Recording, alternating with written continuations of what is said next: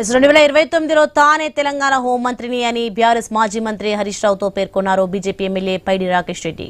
Assembly లాబీలో Rakesh రెడ్డిని హరీష్ రావు పలకరించిన సమయంలో ఈ విధంగా బీజేపీ ఎమ్మెల్యే బదిలిచ్చారు. ఆ బ్రేకింగ్ మనం చూస్తున్నాం. ఇక 2029లో హోంమంత్రిగా ప్రమాణ స్వీకారం చేస్తానని పైడి రాకేష్ రెడ్డి అనడంతో ఆల్ ది బెస్ట్ అని హరీష్ రావు విశేష్ చెప్పారు. ఇక ఆపై మీడియా చిట్ లోనూ రాకేష్ రెడ్డి కీలక వ్యాఖ్యలు చేశారు. తెలంగాణలో కాంగ్రెస్ చివరి ముఖ్యమంత్రి రేవంత్ రెడ్డి అని జోస్యం చెప్పారు. హిందువుల ప్రభుత్వంలో హోంమంత్రిని అవుతానని అన్నారు. ఇక హిందువులు కుటుంబ నియంత్రణ పాటించొద్దన్నారు.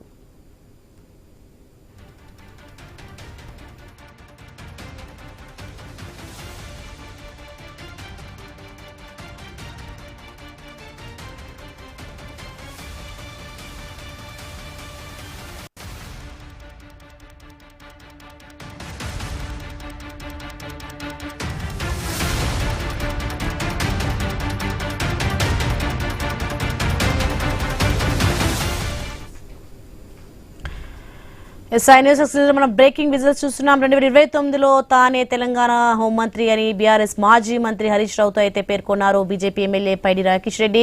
ఇక అసెంబ్లీ లాబీలో అయితే రాకేష్ రెడ్డిని హరీష్ రావు పలకరించిన సమయంలో ఈ విధంగా బీజేపీ ఎమ్మెల్యే బదిలిచ్చారు.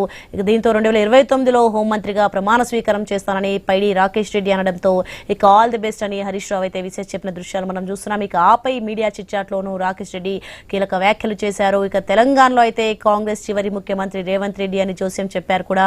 ఇక హిందువుల ప్రభుత్వంలో హోంమంత్రిని అవుతానని అన్నారు. హిందువులు కుటుంబ నియంత్రణ పాటించొద్దన్నారు.